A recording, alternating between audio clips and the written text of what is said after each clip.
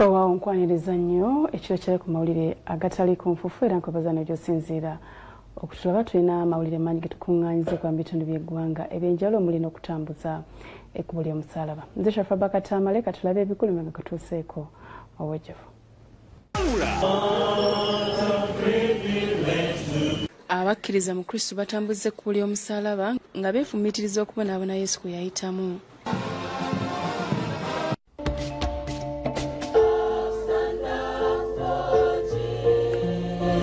Ssaabalabirizi Kazimba ayagala gavumenti eyimbulenga y'abasibe ku lunaku lw'omusaalaba. They release some prisoners. Babeerewo abasibe abateebwa. Because it's very important. Kubanga kikulu nnyo. Omumyuka wa Pulezidenti Alupa agumiza bannaddiini ku kusaba kwabwe. Tujja kukolako. It is an issue, Your Grace, which we will share with His Excellency the President. Akasozi Kiwamirembe kawuumye mu kutambuza kkubo lya musaalaba.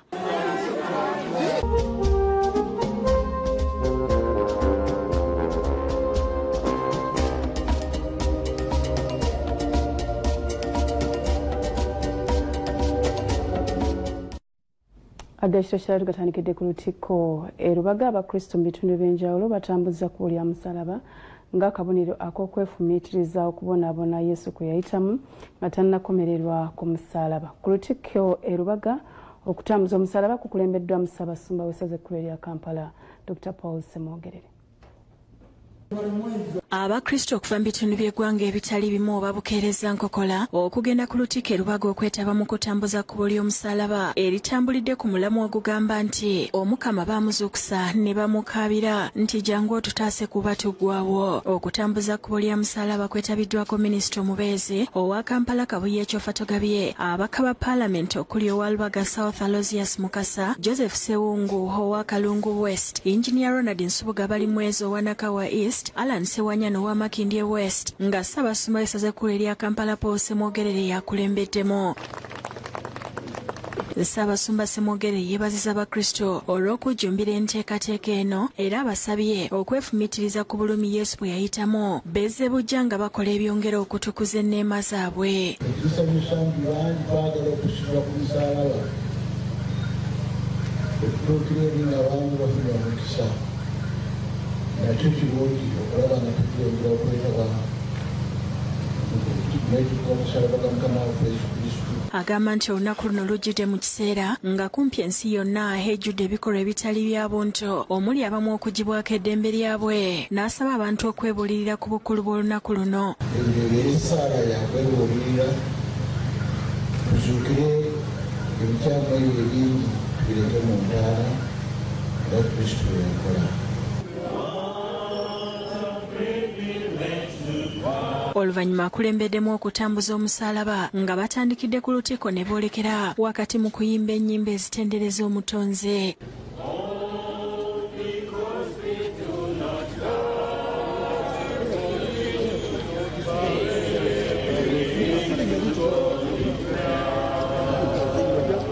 Wabaddewo okuwummuzibwa kw'omusaalaba okuva mu Bakristo ab'enjawulo omubadde omubaka Mukasa n'abasirikale wakati mu kwefumiitiriza ku byawandiikibwa. Sindiikiriza n'emiggo eno nga bwe bamusamba.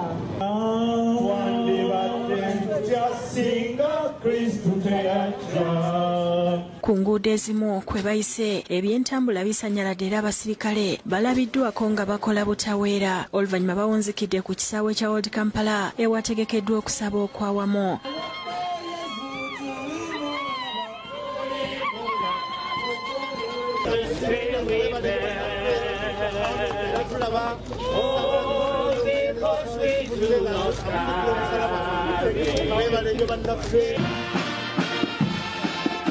Ate okutambuza ekkubo ly'omusaalaba e Namirembe kukulembeddwamu omulabirizi Moses Banja n'abaweereza abalala. Akulira ekitongole ekibuulizi ky'enjiri Reverend Stephen Lumulwasi alambuludde ku ngeri gye bagenda okutambulamu okutuuka ku kisaawe kya Old Kampala. Station yaffe prayer point endala ey'okusatu tugenda kuyimirira ku Mengo Hospital ku ddwaliro lyaffe eryo likuŋŋaanya abantu bangi. Bangi asinzidde wano okunnyonnyola ku makulu agali mu kutambuza kkubo ly'omusaalaba n'asaba abantu okukomerera kwa Yesu n'okuzuukira kukola enjawulo mu bulamu bwabwe. Twegayirira Katonda olunaku luno nga tutambula lwogere eri obulamu bwaffe fumiitiriza ku kulumwa kwa Yesu nga wanikiddwa era olaba omuwendo gwe yakuteekamu okyukire ddala ogambe nti Yesu yampeerayo omuwendo nzikiriza okutambula naye.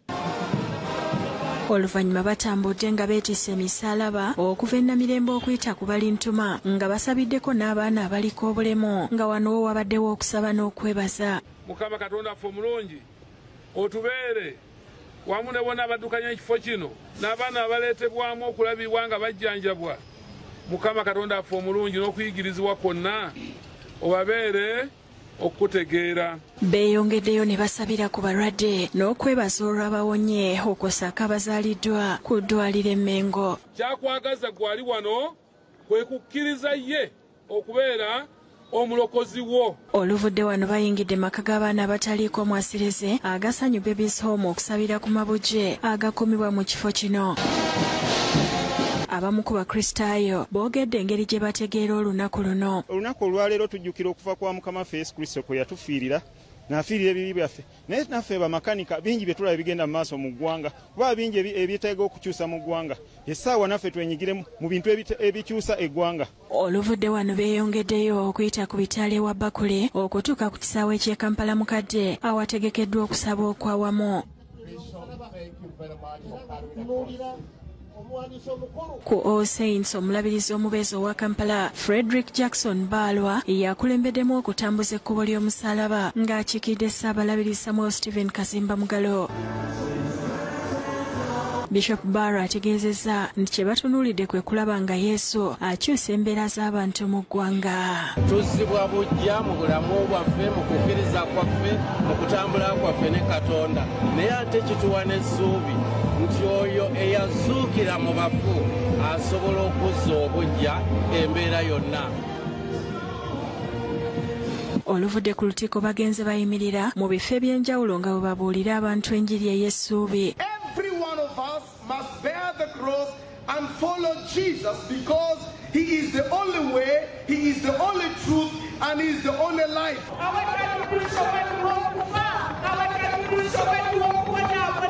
Bakira buli we batuuka nga basabira abantu ne boolekera ekisaawe ekya Old Kampala.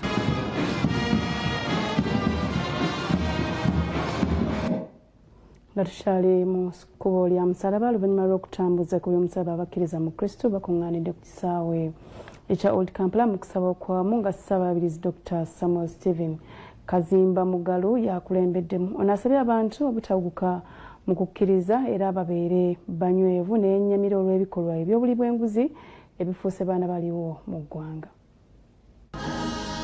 Oluvannyuma lw'okutambuza ekkubo ly'omusalaba abakkiriza bakuŋŋaanidde ku kisaawe kya Old Kampala okwetaba mu kusaba era obwedda buli atuuka ng'ayanirizibwa bakitaffe mu Katonda okuli Geronimos Muzeeyi ow'Abasodoksi, Ssaabasumba Paul Ssemwogerere, omulabirizi w'e Namirembe the Right Reverend Moses Banja, ssentebe w'Abepiskoopi Omusumba Nfaniziwa n'abalala. Okusaba kwetabiddwako amyuka omukulembeze w'eggwanga Retired Major Jessica Lupo era nga ku mulundi guno okusaba kukulembeddwa abakristaayo nga Ssaabalabirizi Dr. Samuel Stephen Kazimba Mugalo yabuulidde. Bw'abadde abuulira asabye gavumenti ku lunaku luno olw'ekkubo ly'omusalaba okuyimbula abamu ku basibe nga bagoberera akalombolombo k'ebiseera ebyogerwako mu Bayibuli. Because it was a custom of the Jews kubanga kali kalombolombo k'Abayudaaya during this week mu kiseera ekyo eky'okuyitako to release one prisoner. I think Your Excellency, if you could adapt this custom, it's a good one, Your Excellency. They release some prisoners because it's very important. Kazimba wabudde abakkiriza okubeera ng'abagumu mu mbeera zonna n'ategeeza nti okubeera abakkiriza tekitegeeza nti tebagenda kusanga kusoomoozebwa. It doesn't mean that when you're a believer you cannot have issues. Storms are representing challenges. Trials, hard life, shortcomings. But it means Jesus is always there. Yesu abawo buli kiseera. Abajjukiza nti n'abantu abalina Yesu mu lyato omuyaga ne gukuba gw'abataataaganya wabula ne bamukoowoola nga yeebase n'alyoka agukkakkanya. Don't cry to anybody else. Tokabiira muntu mulala yenna. Only to God. Lekabiira Katonda. Kazimba avumiridde obuli bw'enguzi obuyitiridde mu bannansi ensangi zino naddala mu bitongole bya gavumenti. The storms of corruption. Emiyaga egy'okubuli bw'enguzi. The storms of everything. Muyaga kigoyitamu. Take to Jesus. Gutwalire Yesu. He knows how to handle it. Amanyi byonna. Ye Bishop Anthony Ziwa asabye bannayuganda okubeera obumu naddala kati ng'ekiseera ky'okulonda kikubye koodi. A Christian who celebrates this year Easter, the resurrection of our Lord, must avoid evil manipulation and violence before, during, and after the electoral process that is to come this year and next year. Ategeezezza nti akakiiko k'ebyokulonda kaabayise okutema empenda okulaba ng'eggwanga libeeramu emirembe mu kalolo. It is the duty of all of us to work for free and fair elections. Avumiridde ebikolwa by'obuli bw'enguzi obuyitiridde naddala mu bitongole bya gavumenti n'asaba obukiiko obwateekebwawo okwongera amaanyi mu kugirwanyisa. We therefore call upon all those concerned institutions to intensify measures aimed at curbing corruption in our country, Uganda. Bishop Ziwa era yennyamidde olw'abantu abeegumbulidde omuzeeho ogw'okusaanyaawo obutonde bw'ensi. We have to be mindful of the fact that the effects of climate change are real, and we should be mindful of the calamities that will befall us as a result. VP Alupo ayozaayozezza abakkiriza olw'okumalako ekisiebo n'abakuutira okusigala nga beeyisa bwe batyo ebbanga lyonna. Let us continue to prioritize prayer, almsgiving, forgiveness, fasting, compassion, and service to humanity. Ku nsonga y'okuyimbula abasibe mu kiseera kino Alupo ategeezezza nga bw'agenda okutwala ekiteeso eri omukulembeze w'eggwanga. But it is an issue, Your Grace, which we will share with His Excellency the President and indeed all the government, and also the message which was delivered here. I will relay it to His Excellency the President. Okusaba kwetabiddwako abakulembeze ku mitendera egy'enjawulo era beefumiitiriza ku bubaka bw'olunaku era ne basaba abantu okubutambulirako. Okusiba ennaku 40 kitegeeza okusonyiwa, okwekuba mu mutima ate n'okulowooza ku ebyo ebinyigiriza eggwanga. Twagala abasibiddwa ku nsonga z'ebyobufuzi bateebwe ate n'ekirala wabeerewo n'okwekuba mu mutima eri abo abakulembeze abagufudde omuze n'akaze okubeera nti balya enguzi n'ensimbi y'omu w'omusolo. Tuwadde nga tugenda mu kalulu twalisabye nnyo bannayuganda tubeere nga tutambuza obumu nga bwe tulina mu madiini ag'enjawulo. Tulina okutambula nga Mukama waffe Yesu Kristo bwe yatambula. Obulyake, obubbi, obukumpanya, okuba amataka g'abantu. Nze ndowooza lunaku nga luno tulina okuba nga tetujjukanya okulaba nti bye tubadde tukola ebyo tubiteeke wabbali. Bwe twogera ensonga y'abasibe ennene, waliwo bannansi abakwatibwa olw'amataka, waliwo abasiraamu abakwatibwa nga munnange tebakolanga misango, waliwo abasibe ab'ebyobufuzi. Twebaza bakitaffe mu Katonda abavuddeyo ne boogera ku nsonga ezo. Shamshad Naluja ne Edison Mutyaba be bakusakidde eggulire lino ku Lwabukedde TV. Mwebale nnyo bannaffe ate Kiwa Mirembe awuumye mu kutambuza kkubo lya musaalaba ng'eno abakristo bagenzeyo mu bungi era omubaka wa Paapa eyawumula Archbishop Kasujja yakulembeddemu ng'akubiriza abantu bulijjo okwetegeka okwetikka omusaalaba nga Yesu. Ebikumi n'ebikumi by'abakristo okuva mu bitundu eby'enjawulo bagenze ku lusozi Kiwa Mirembe okutambuza ekkubo ly'omusaalaba. Omubaka wa Paapa eyawummula Augustine Kasujja ng'ali wamu n'akulira ekifo kino Reverend Father Edward Kabanda be bakulembeddemu nga basabidde ensi ez'enjawulo eziri mu ntalo zikome. That the wars may come to an end. Okwetikka emisaalaba gyaffe mu ssanyu. Mu kutambuza kkubo ly'omusaalaba, Father Kabanda asabidde Uganda n'abagirimu okwagaliza bannaabwe ebirungi nga nabo bwe beeyagaliza.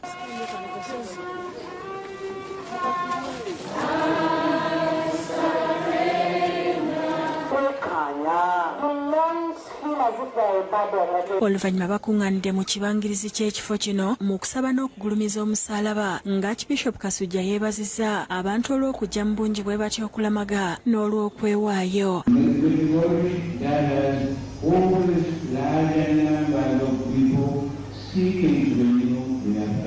Akubiriza abantu okubeera abeetegefu okwetikka omusaalaba gwa Yesu buli omu mu mbeera mwali.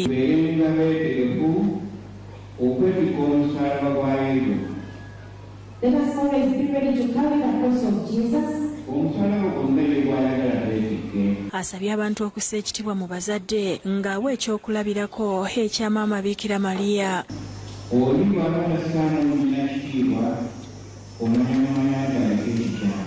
Ate okuva e Masaka omusumba w'Eklezia Katolika Silveras Jumba awabudde gavumenti okuwa abantu obuweereza nga tebeesigamye ku ndowooza za byabufuzi. Okwogera bino abadde awa obubaka bw'obwamazuukira ku lutikko ekitovu era ng'awadde gavumenti amagezi egaba obuweereza ng'esinziira ku bwetaavu n'omuwendo gw'abantu abali mu bitundu ebyo. Obuweereza bwa gavumenti eya wakati gamba enguudo, amazzi, amasannyalaze, amasomero, amalwaliro wonna bisibweko omulaka kyenkanyi.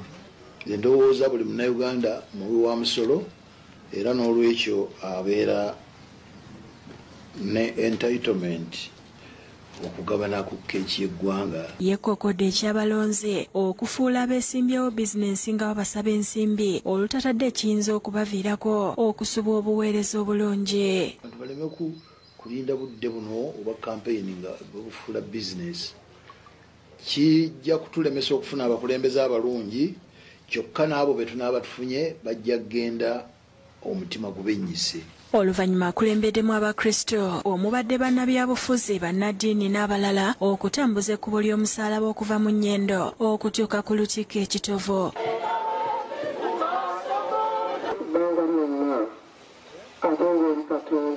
Eno mmeeya w'ekibuga Masaka Florence Namayanja asabye bannamasaka okukuuma obutonde bw'ensi. Nti twekuume okuyonja ebitundu byaffe era nsaba twongere okujjumbira okutaasa obutonde bw'ensi. N'Abakristo ekyazanga mu Lwengo bagenze mu bungi mu kutambuza ekkubo ly'omusaalaba nga batambudde okwetooloola ebyalo 8.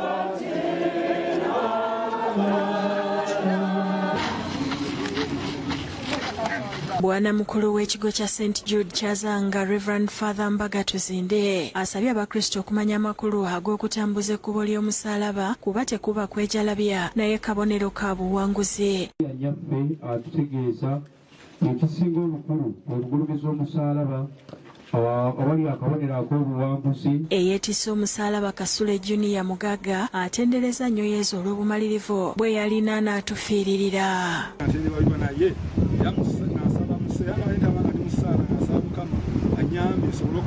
Abazadde mwenna naddala abazira abaana abato kino kikolwa kirungi nsubira gwe musingi ogw'amaanyi gwe mubasimidde. N'omukulu w'ekifo kya Our Lady of Africa Mbuya Reverend Father Patrick Jumba asabye bannayuganda okubeera abagumiikiriza eggwanga lisobole okubukalamu emirembe. Abyogeredde mu kutambuza ekkubo ly'omusaalaba kwakulembeddemu ng'e okutambuza ekkubo ly'omusaalaba bakutandikidde ku Eklezia ya Mbuya ne badda e Nakawa, Kinawataka, Kitintale Bugoloobi, Kiswa ne baddayo ku parish.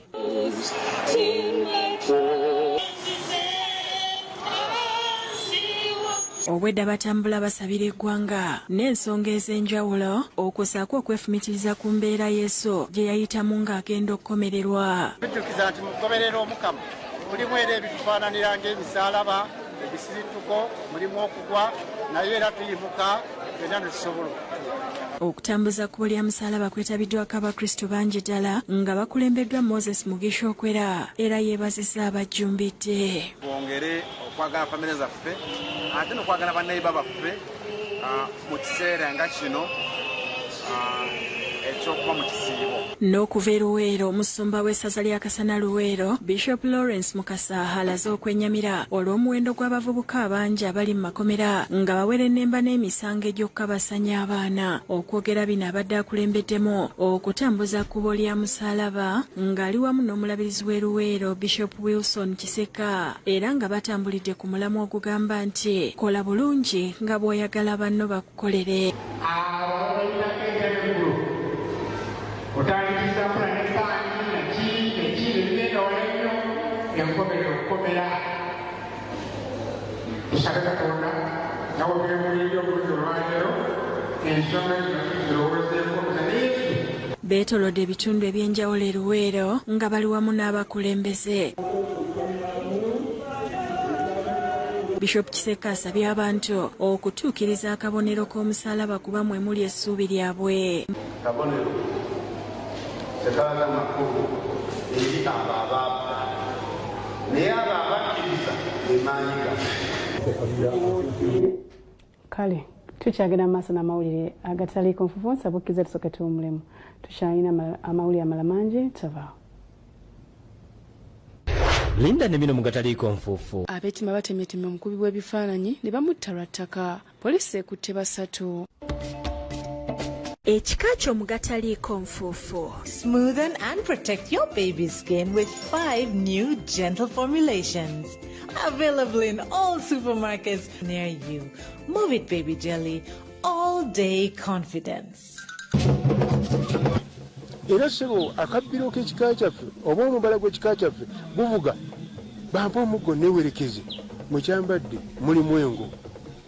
Akabbiro k'ekika kyaffe ku nguvu akanyonyi ako kanantagwa bwoya. Era jjajjaffe lwaki yasiima akanyonyi ako ku nguvu? Akanyonyi ako ku nguvu jjajjaffe teyava akasiima kakozi. Akanyonyi ako simanyi oba mukalite okukalaba. Akanyonyi ako bukagwa ku muti tekamalaawo ddakiika. Kakozi oluvannyuma kabuka kadda ku muti omulala oluvannyuma kanoonya ekyokulya kanoonya kagamba jjajjaffe n'agamba nti tulonde akanyonyi kano kabeere ate kabeere akabbiro k'ekika kyaffe.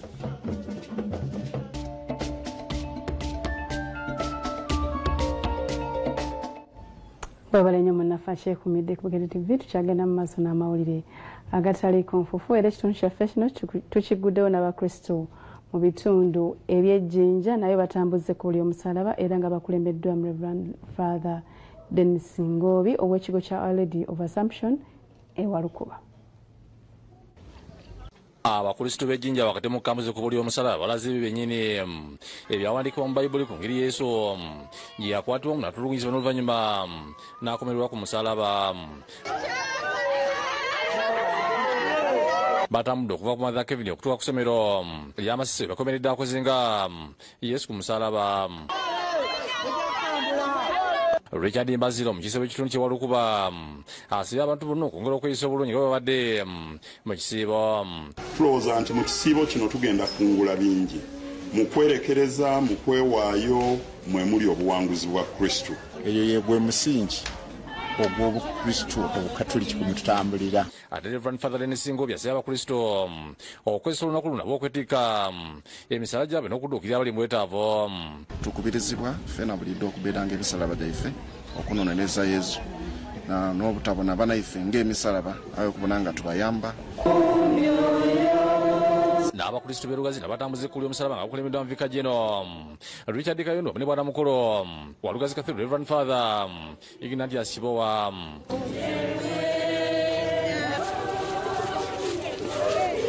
Bayise nakazadde okutuukira ddala ku ekereziya era abakristo bayimiridde mu bifo ebimu ne basoma ebitundu okufaananako ne Yesu bwe yatambuzibwa.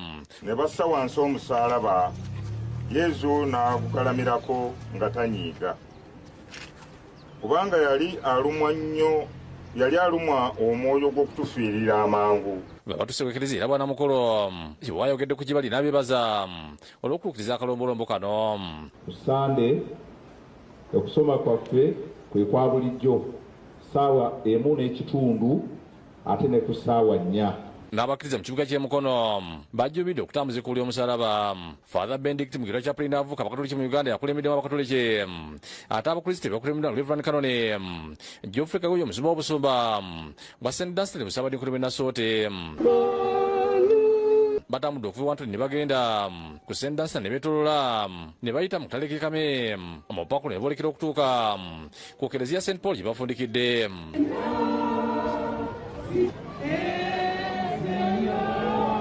Eno Kanoni Kagoye ne Father Mugira bawadde obubaka.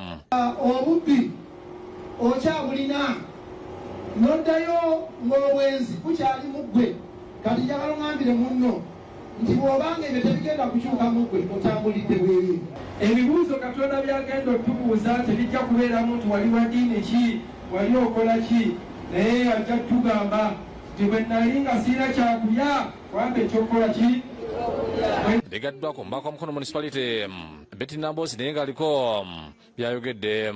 Kyenjagadde okugamba abantu nti batusabire nnyo affe ng'abakulembeze kubanga embeera gye balabako mutogikwatako erabika eyagala kukomawo olw'etteeka gavumenti lyereeta ery'okusazaamu ekyo kkooti kye yalagira nti n'abasibe tebaddamu okukozesebwa mu kkooti z'amagye.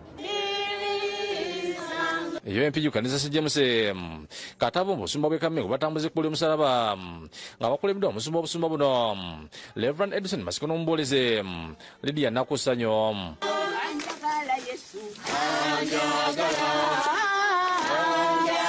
Reverend Masika akubiriza abakristo beetika emisalaba gyabwe. Tuli bakkiriza ate Yesu bw'aba yayeetika omusalaba n'atambula n'affa ku lwaffe kati nze bwe neetika omusalaba kinzijja kwoki. Mukama atukoze bulungi tubadde n'okwegayirira okw'enjawulo.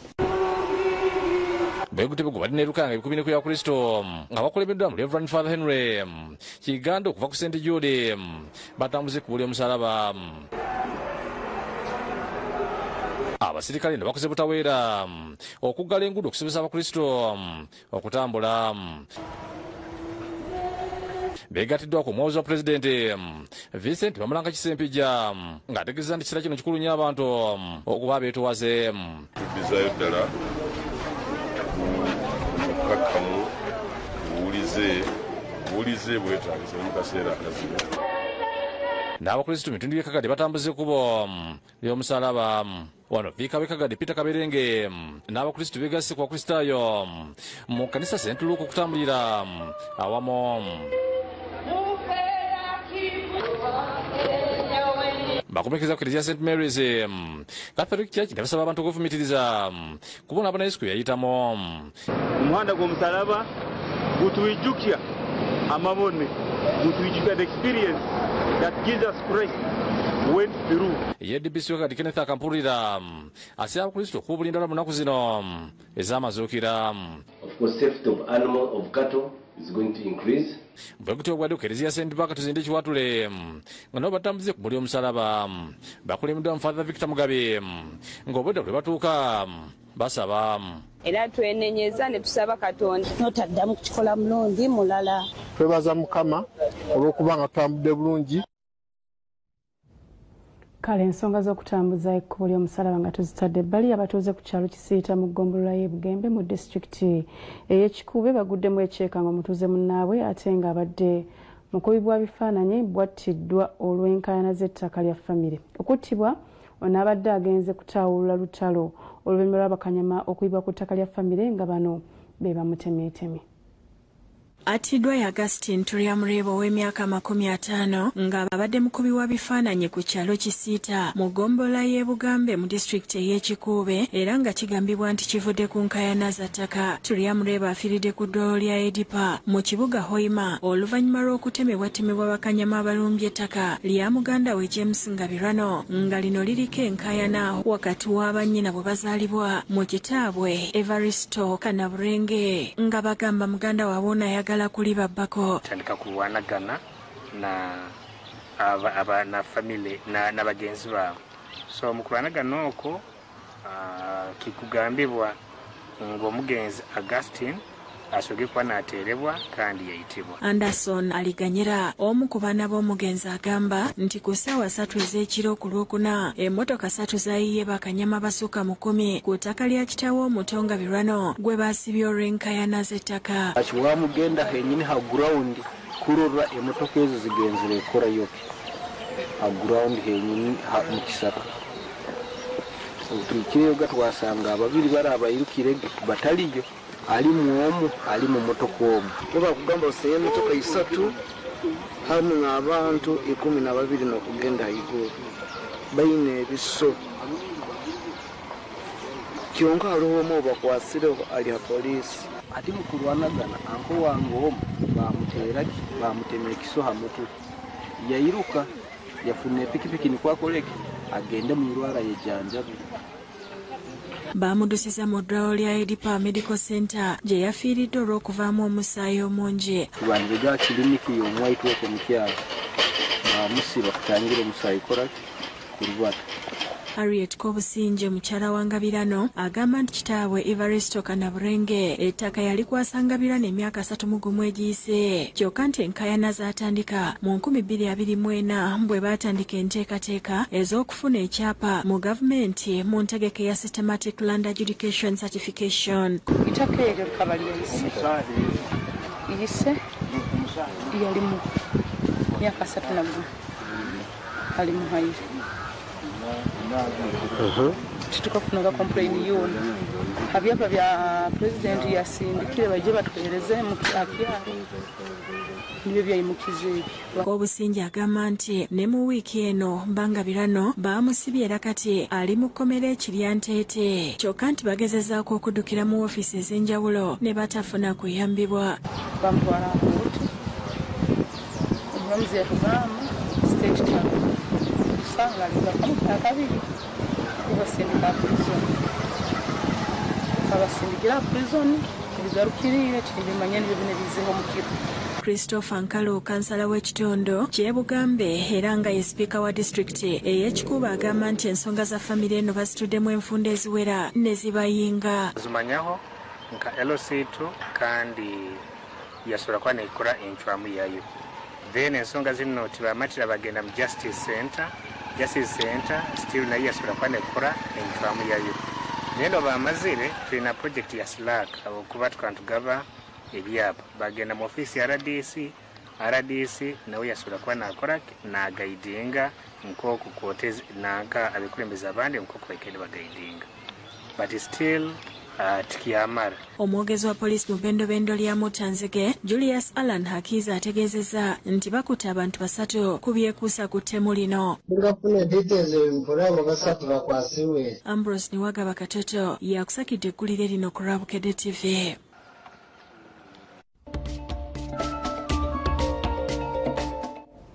Webale nnyo mwennaffe tukyagenda mu maaso n'amawulire agatali ku nfufu era mmala ge tulina minisita omubeezi w'eby'ettaka Dr. Sam Mayanja aweze abakulira obukiiko bw'ettaka ku disitulikiti okugaba liisi oba ebyapa ku ttaka lya gavumenti eririko abatuuze n'agamba nti anaakikola waakuvunaanibwa. Bino abyogere mu lukiiko lw'ettaka lwakubye ku ofiisi y'enkokonjeru Town Council eweekwe. Minisita omubeezi w'eby'ettaka Dr. Sam Mayanja agenze ebitundu by'enkokonjero olubalala abatuuze balina okwemulugunya ku ndooliito z'ettaka. Abatuuze basinzira ne babuulira minisita ng'ekitebe ky'eby'ettaka emikono bwe kijjudde emivuyo ekibaviddeko n'okubbibwa. Sitimu olwaleero eri ku kompyuta omuntu asobola okufuna saaki mu lunaku lumu naye bw'ogendayo okufuna saaki nga toyise mu babulooka abo togifuna osobola okumala n'omwezi osobola n'otambula emirundi egiwere 10. Obadde omukyalo emyaka 56 azze ng'akaba oluvannyuma lw'ebigambibwa nti olwabiyita bannannyini ttaka abali mu bbanga kati talina waasula. Njagala mukyanyambe ekibanja kyange akinjireyo kubanga nkaaba amaziga sikyebaka sikyalya mmere njagala akirayo ekibanja kyange. Wabula obudde mu ofiisi y'eby'ettaka bukulembedwa Mukamonto Emmanuel basiba abatuuze okusooka okukenneenya nga tebannakula nsonga yonna ekwatagana ku by'ettaka. Obutawandiisa ettaka lyabwe okufuna byapa kireeseku embeera ew'omwatwa abalala bagakwerimbika mu ttaka eryo okulibba. So tukubiriza abantu bawandiisa ettaka lyabwe bafune ebyapa ate balifuna ebyapa ebyo basawo envumbo eggalawo. Ono aladisi w'ebikwe Meja David Matovo ategeeza n'ensonga z'ettaka baziziza ku byalo ne bazikwasa obukikubero osinga kati omuntu asabye ekyapa balina kusooka kusituka bonna.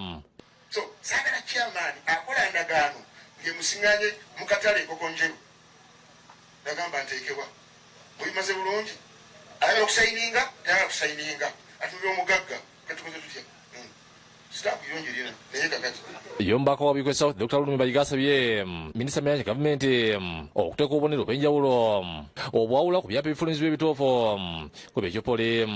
Omuntu asobole okutegeera nga wa bulijjo nti omufeere kyaleese kikyapa kituufu kubanga kuliko obubonero bw'ekkunala minisita bwe yatugamba. Wano mbako omukyalo obuyikwera minisita Ombeze mu ofisi y'omumyuka wa pulezidenti Diana Mutasinga agambye nti abakulembeze b'obuyikwe basusse okwesamba ensonga z'ettaka nga kino kyekyalemisizza bwenkayana. Dealings eziri ku kyalo ng'omuntu omutuuka ku kyalo n'obagamba bannange mwerwaneko bannange nvudde wano sagala kuddamu kuwulira ensonga eno oba wakagenda nga bagamba bazze okupunta ettaka. Mutasinga asaba abakulembeze okutandikira ddala ku LC okolera awamu kumalawo obubbi bw'ettaka. So mbadde nsaba Mukono lands eyongere okukola zino zibbalaza. Tulina obuzibu bw'amaanyi nnyo because katuvudde wano nkimanyi nti RDC gwe twaleeta ku luno amanyi kyakola. Ye minisita Mayanja mu kugerako obusimbagira w'abakulira obukiiko bw'ettaka ku disitulikiti bw'abaliizi oba ebyapa ku ttaka lya gavumenti eririko abatuuze n'agamba nti annakikola kuvunaanibwa. Kaakati senga district land board kagitanda n'egaba liizi ku ttaka oba freehold ku ttaka eririko ebibanja Section 5.1A of the Land Act as amended. Egamba nti transaction eyo ebafu. Emisizza abatuuze n'abakulembeze ku mateeka g'ettaka n'ebiragiro bya Pulezidenti Museveni byazaayisa ku bw'ekibanja n'ettaka okusobola okutaasa abantu abagobwa ku ttaka. Tewali nsonga yonna awali constitutional guarantee lwaki ow'ekibanja ate agobebwa ku kibanja. Mwongere abakungu okuva minisitiri b'ettaka okuzimba n'enkulaakulana kw'ebibuga bapaliza enteekateeka gye babaddeko ey'okutalaga eggwanga lyonna nga beebuuza ku bantu ku nkola ey'ettaka ebaddewo nga baagala okulonongosereza. Olukuŋŋaana olwabadde mu kibuga Masaka nga lwaggadde wabo minisita Mayanja yategeeza nti abantu basaanye basooke basome amateeka olwo bakimanye nti buli muntu amateeka gamuwa amaanyi naddala ow'ekibanja n'ow'ekyapa. Ab'ebibanja ebyo babayita legal or bona fide funds. Mateeka amalala babiyita customary tenants balina security of occupancy tebakwatibwako nga gwe bwolina n'ekyapa kyo n'otokwatibwako ate n'ono ali ku ttaka tokwatibwako.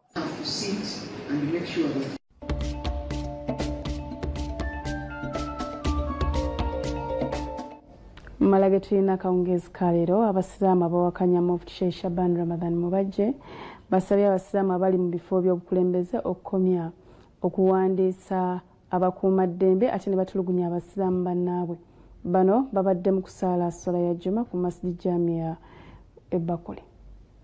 Ekibinja ky'abasiraamu abawakanya Mufti Sheikh Shaban Ramadan Mubajje okutwala ekisanja kirala basabye abasiraamu abali mu buweereza okumya okutulugunya bannaabwe abasiraamu nga beerimbise mu nsonga endala. Bano bagamba nti olwa batandise okukwatamu ku bannaabwe nga boobisa abakuumaddembe.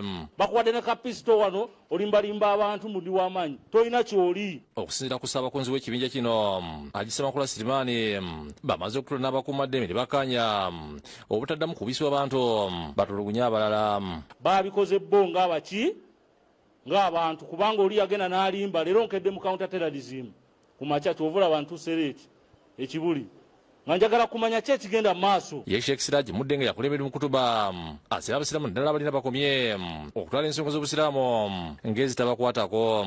Ebintu ebitutawaanya wano mu Uganda bigenderere era biteeketeeke temulowooza nti byakusaaga balera basimye kooti kwirija kutema omusango baloopa mufuti mubajje ate abaddu alanga beteekera okukola hijja abakulira ekitongole kivunaanyizibwa ku biina ebitwala abalamuzi emeka ekya Uganda Bureau of Hijja Affairs balabudde ebibiina ebitwala abantu emeka obutaddamu kutwala abalamaze nga tebasimisirwa kye bagamba nti kividdeko abalamaze okusangibwa n'enjaga e Saudi Arabia. Amateeka ge Saudi Arabia makambwe nnyo ku nsonga z'ebiragalalagala era bwe gukukka mu bbi ekibonerezo kyakuttibwa.